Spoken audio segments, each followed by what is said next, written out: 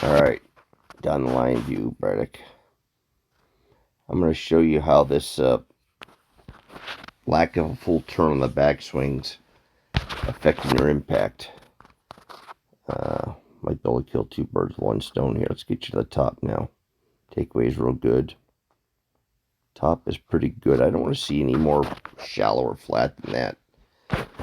Especially with your body speed.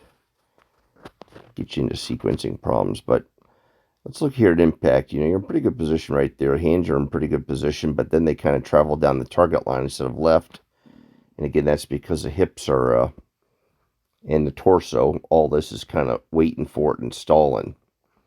You know, let me wind you up here again, which has been kind of your MO for the most part. You know, you get to a certain point right about there, then they kind of stop rotating, and the hands got to pass, and they obviously are traveling down the target line at that point in time. Now, from the previous video when I said I don't think you're winding up properly in the backswing, you're kind of shortchanging yourself.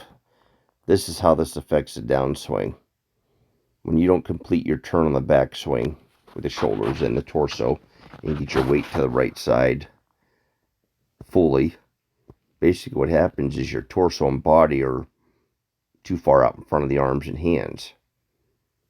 And especially at your swing speed and core speed, through impact, your core's got to slow down and stop and wait for the hands to pass.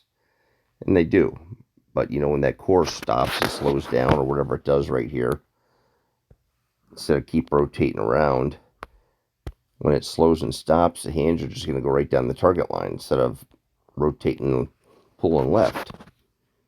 So, you know, back to that previous video I just sent you, if you can make a full turn and get the weight to the right side, that'll improve your transition. Obviously, you won't be so narrow, but more importantly, it's going to improve your sequencing between the lower body and upper body. And then your core won't have a reason to stop and stall right about here.